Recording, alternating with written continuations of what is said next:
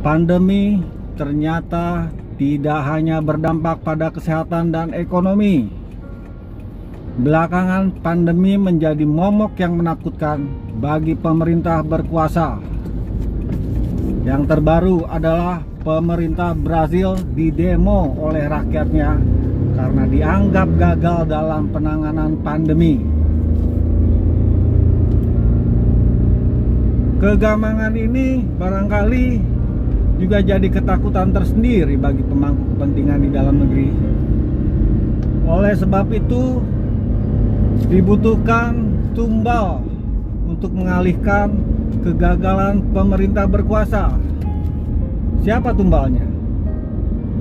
Kalau tidak rakyat, tentulah oposisi. Di dalam negeri, Partai Demokrat beberapa hari ini diserang oleh influencer, buzzer, loyalis istana, atau apapun itu namanya. Mereka menjelma menjadi pengamat dan analis meskipun berbicara tanpa data dan cenderung hoax dan fitnah. Salah satunya adalah Fernando Emas. Fernando ini menuding SBY gagal menegakkan demokrasi di Partai Demokrat. Ini kesalahan fatal Fernando yang mengaku sebagai pengamat tapi berbicara atas asumsi, atau bisa jadi juga karena kebencian,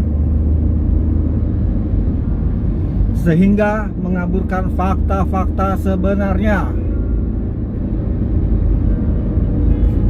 Sedari awal Partai Demokrat berdiri hingga hari ini, faktanya Partai Demokrat ini sudah 5 kali melaksanakan kongres dan 5 kali pula ketum terpilih untuk menjalankan organisasi. Kalau tidak ada demokrasi di Partai Demokrat, karena asumsi Fernando terkait AHY melanjutkan estafet kepemimpinan dari SBY, lagi-lagi asumsi ini bisa dibantah dengan fakta. Faktanya, pendaftaran dibuka untuk seluruh kader Partai Demokrat.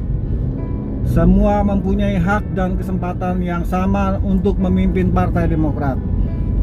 Tapi apa boleh buat, hingga waktu yang telah ditentukan, hanya AHY satu-satunya yang mendaftar menjadi calon bakal ketua umum yang selanjutnya dipilih secara aklamasi menjadi ketua umum.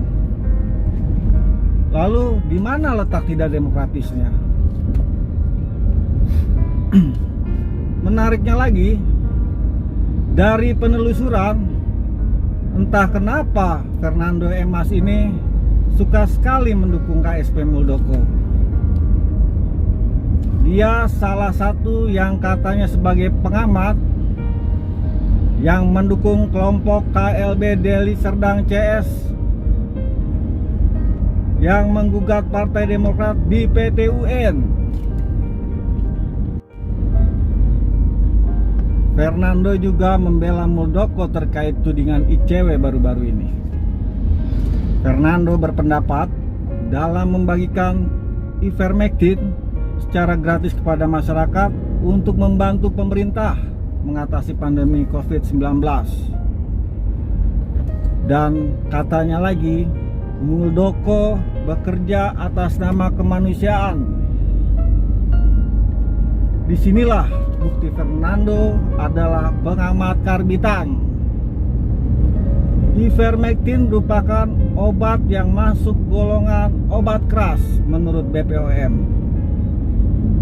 Ivermectin harus dipakai dengan resep dokter dan tidak bisa dijual bebas. Jika Muldoko bagi-bagi gratis dan dibenarkan oleh pengamat ini, berarti Kita semua tahu kelas pengamat ini sampai di mana.